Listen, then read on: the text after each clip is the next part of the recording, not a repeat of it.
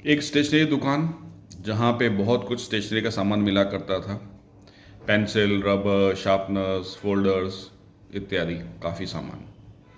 वहाँ पे एक पेंसिल थी जिसको अपने आप पे बहुत गुमान था और वो हमेशा कहा करती थी कि मैं ऐसी चीज़ हूँ जिससे नई नई चीज़ों का सृजन होता है। मैं अच्छे अच्छे चित्र बना सकती हूँ। मैं गणित के बड़ी बड़ी समस्याओं को हल कर सकती हूँ। मेरे द्वारा बड़े बड़े लेखन किए जाते हैं। बड़े बड़े कवि कविताएं लिखते हैं, शायर शायरियाँ लिखते हैं और लेखक कई निबंध और कविताओं और अलग अलग कहानियों का वर्णन करते हैं। तो इस तरह वो हमेशा सबसे कहती रहती कि मेरे में बहुत गुण हैं और मैं बहुत ही अच्छी चीज़ हूँ। मैं एक बहुत ही सम्माननीय वस्तु हूँ इस स्टेशनरी की दुकान की। कुछ दिन जाने के बाद उसको सबने देखा, वो काफ़ी उदास सी रहने लगी थी। अब वो पेंसिल जो पहले चहचहाती थी, अपने बारे में गुणगान किया करती थी, अब वो धीरे धीरे कम बोलने लगी थी, लोगों से कम बातचीत किया करती थी। तो काफ़ी लोगों को चिंता हुई। तो एक शार्पनर, पेंसिल शार्पनर ने उससे बात करी कि पेंसिल तुम्हें क्या हुआ? आजकल तुम काफ़ी चुप चुप रहती हो, खोई खोई रहती हो, अच्छी तरह बात नहीं करती हो और किसी के सामने आने से भी थोड़ी अचकाती हो। क्या हुआ? ऐसा कुछ है जो हम तुम्हारी हेल्प कर सकें, हम तुम्हारी मदद कर सकें तो हमें बताओ। अब जो पेंसिल थी वो थोड़ी सी हेजिटेट की, थोड़ी सी अचकचाई कि अब मैं क्या बोलूँ क्या नहीं बोलूँ। वो बोली रहने दो, ये तो मेरी खुद की प्रॉब्लम है, तुम लोग ऐसा कुछ नहीं कर सकते, मुझे इसी के साथ जीना होगा। शार्पनर ने फिर से उससे पूछा कि भाई क्या हुआ, जरा बताओ तो सही, ऐसा तो क्या हो गया कि तुम इतनी खोई खोई सी हो, इतनी दुखी सी दिख रही हो। तो पेंसिल शार्पनर से बोली कि पहले जब मैं लिखती थी तो मैं बहुत बारीक और बहुत अच्छी एक कलम की तरह चलती थी। आजकल मुझे लगता है कि मेरी जो आगे की नोक है, जो टिप है, वो थोड़ी सी भौंटी सी हो गई है। तो अब मैं उतना अच्छा चित्र नहीं बना पा रही। लिखने में भी मेरा जो लेखन है वो अब इतना सुंदर नहीं रहा। तो मुझे ऐसा डर है कि थोड़ा समय जाने के बाद जो जितने भी बड़े बड़े लोग मुझे उपयोग में लेते हैं वो मुझे उपयोग में लेना बंद कर देंगे और मुझे डस्टबिन में फेंक दिया जाएगा, क्योंकि अब मैं किसी के काम की नहीं रहूंगी।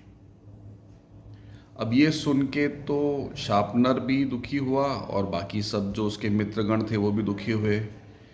तो शार्पनर ने बोला कि ये बात तो थोड़ी चिंताजनक है, लेकिन अगर तुम मेरे बताए हुए उपाय को स्वीकार करो तो मेरे पास एक सुझाव है।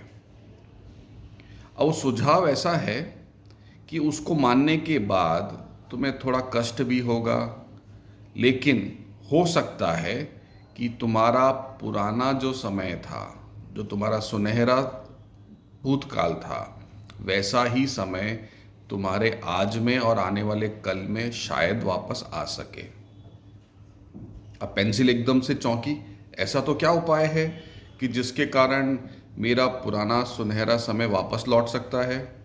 जरा मुझे बताओ, क्या कष्ट है? मैं वो कष्ट लेने को तैयार हूँ। मुझे कितना भी कष्ट हो, लेकिन अगर उससे मुझे कुछ फायदा होगा तो मैं उसे अवश्य स्वीकार करूंगी। तो शार्पनर ने उसे बोला कि मेरे जो ब्लेड हैं उस प्रोसेस में मैं तुमको जब डालूंगा तो तुम्हारी थोड़ी सी छिलाई होगी, तुम्हारी ऊपर की लकड़ी थोड़ी सी निकलेगी, तुम्हें थोड़ा कुछ अपना छोड़ना पड़ेगा।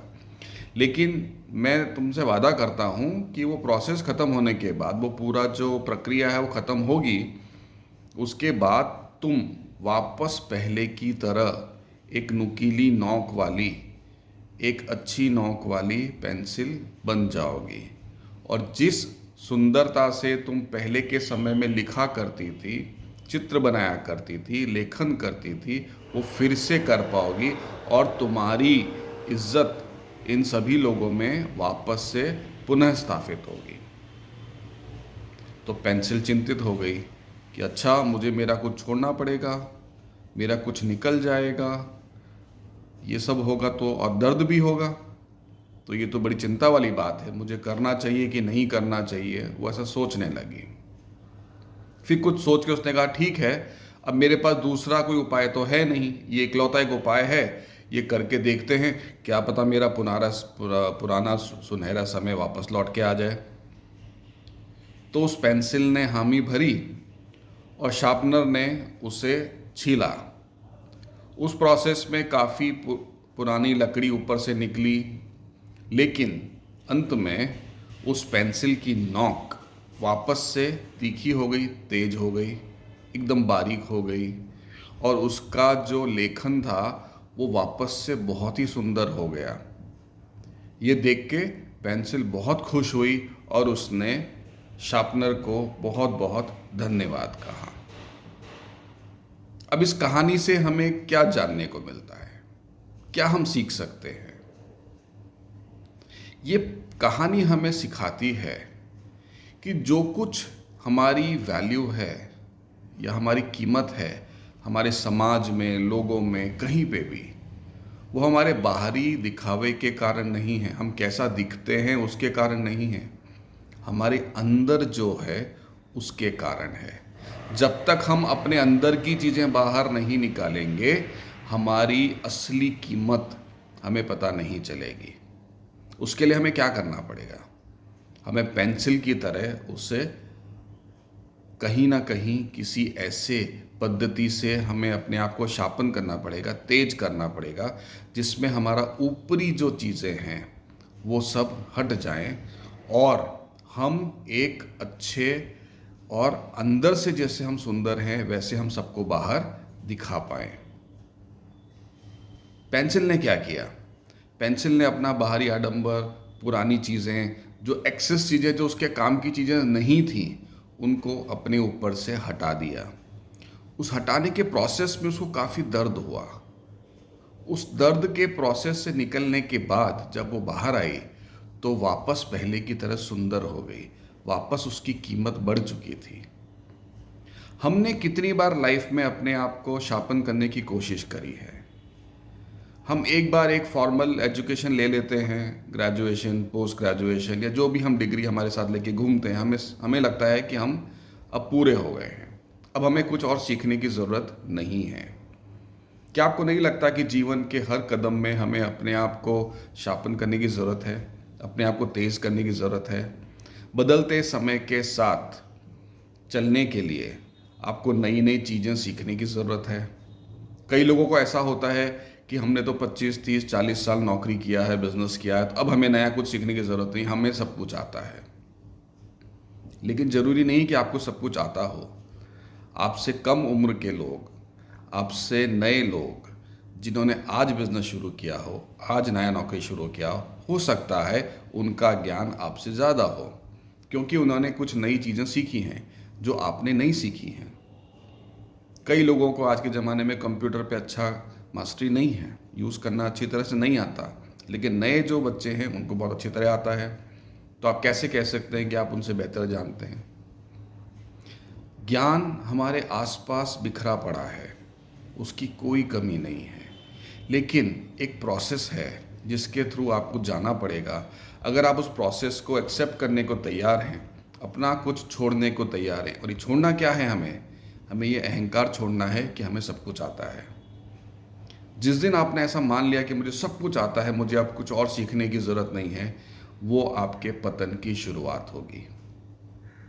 कुछ नया सीखने की कोशिश करें, अपने आप को उस पेंसिल की तरह बनाएं जो कितनी भी बार एक शार्पनर में जाने को तैयार है अपने पुराने तेज को प्राप्त करने के लिए। तो जो अपने आप को एक शार्पनर में डाल के तैयार रहते हैं आगे बढ़ने के लिए, वो जीवन में हमेशा सक्सेस प्राप्त करते हैं। आई एम श्योर आपको ये कहानी और ये संदेश पसंद आया होगा। इसी तरह की कहानी और संदेश सुनते रहने के लिए मेरे चैनल पे बने रहें, इसे लाइक करें, सब्सक्राइब करें और शेयर करें। आपके कमेंट्स मुझे बहुत ज़्यादा क्वांटिटी में मिलते हैं, उसके लिए बहुत बहुत धन्यवाद। आपके जितने भी सजेशंस हैं मैं अपनी कहानी में इनकॉर्पोरेट करने की कोशिश करता हूँ। एक सजेशन मुझे एक मित्र ने कहा था कि शुद्ध हिंदी या शुद्ध इंग्लिश बोलना अवॉइड करना चाहिए, हमें मिक्स भाषा में बात करना चाहिए, जो हमारी आम बोलचाल की भाषा है, जो सब लोग आराम से समझ सकें। मैं कोशिश करता हूँ कि मैं आम बोलचाल की भाषा में ही आपके सामने प्रस्तुति दूँ, ताकि आप सब इससे रिलेट कर पाएँ, समझ पाएँ। आप इसी तरह की कहानी को आगे और सुनते रहने के लिए मुझे अपने संदेश भेजते रहें, और ताकि मैं नया नया कुछ उस पर क्रिएट कर सकूं। सो अगली कहानी, अगला संदेश अगले शनिवार फिर से आपके सामने प्रस्तुत होगा। तब तक के लिए नमस्कार।